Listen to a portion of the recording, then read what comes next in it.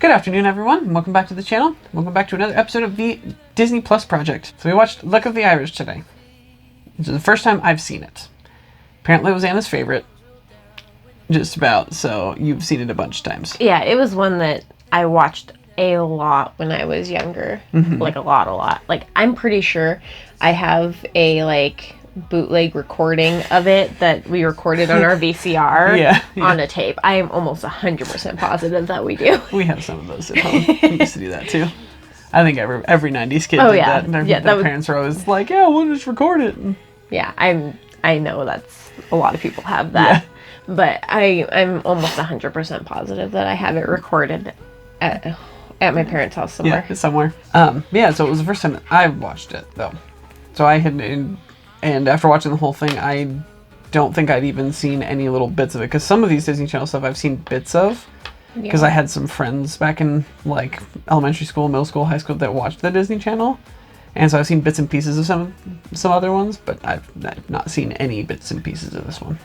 Yeah. So it was the first time that I'd actually seen any of it. It's definitely... It doesn't feel like it was like a super popular one, so... It doesn't feel like it. And there's nobody... As near as I could tell, there was no really recognizable actors in it.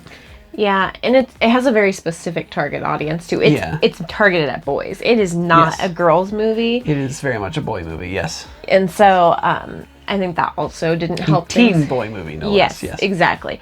So I think that also helped it not be popular because it had such a specific target audience that it wasn't relatable to a lot of people. Yeah.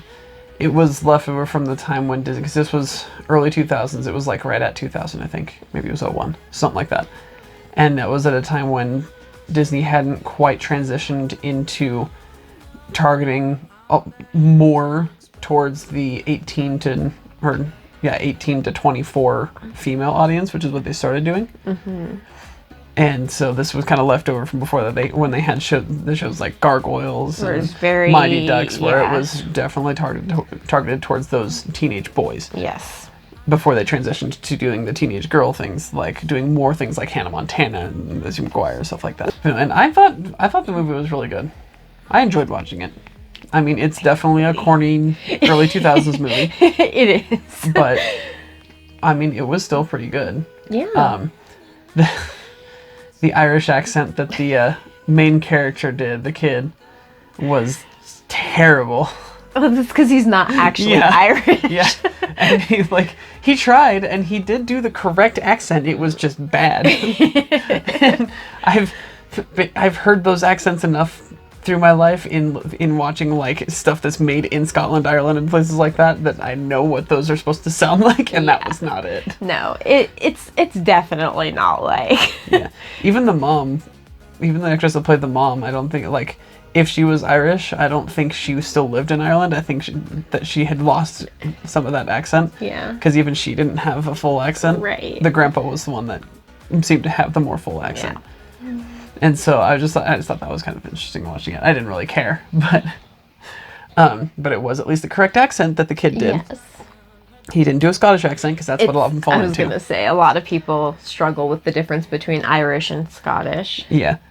Yeah, they'll hear some people. There are people that I know that some of them to this day think that Uncle Scrooge is Irish. And I'm always like, no, Uncle Scrooge is very Scottish. He's like very Scottish, and I'm like, I've constantly pointed out the differences to those guys. I'm like, no, the Scottish, you get the O's and O's, and then Irish, you get the I's and the E's.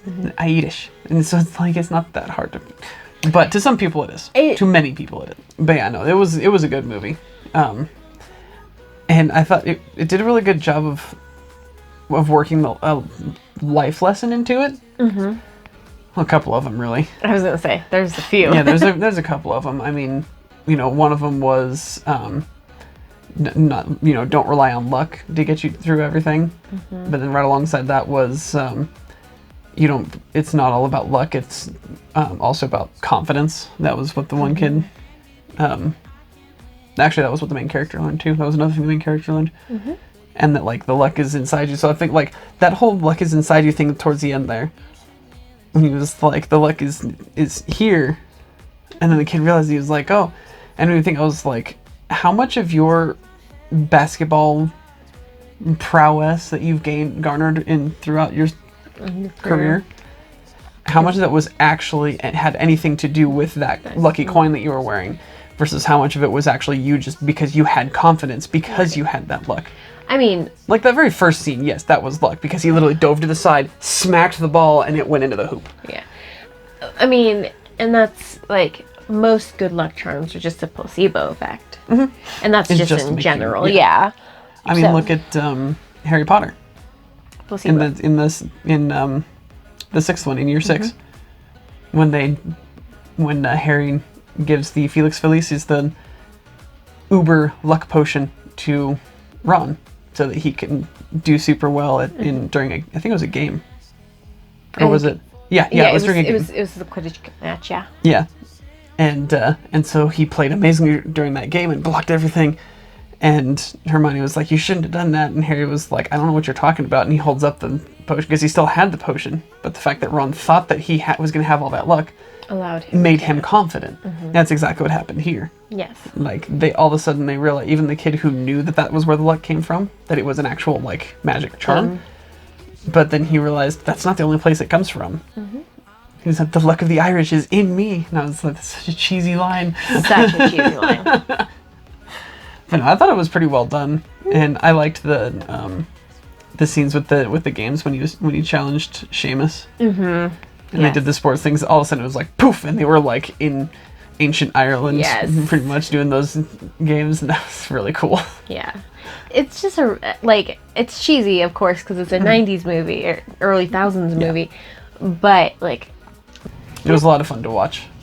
Like I said, one of my favorites. I watched it so much. So, although I was very annoyed at the beginning when the main character was like going to his parents, and he was like asking about where they were from and stuff, and they both would look at each other and they'd go, "Well, we're from here," and the kid's like, "No, where are we from originally? We're not originally from America." And he goes, and the dad just goes, "Hey, we're from Cleveland." And the kid, you can just see the kid going, "Ugh, your dad, yeah," and it annoyed me, because I was like, "What? Like, yes, you're leprechauns, and you don't want him to find that out, but what harm is there in telling him that he's Irish? Being like, just saying that, yeah, the mom saying, yeah, I'm Irish." All right, would you watch it again? I would watch that one again. Would you let your kids watch it? Mm-hmm. Yeah, absolutely. I don't know. I think it's a good movie. So. Yeah. So now to figure out what we're going to watch next week. Okay, so next week we will watch there's a new documentary on Disney Plus. It's called Howard, and it's about Howard Ashman, who was I believe he was just a lyricist, but he worked hand in hand with Alan Menken. When Alan Menken he also worked on Broadway with Alan Menken when they wrote Little Shop of Horrors, and there was one other one, I think.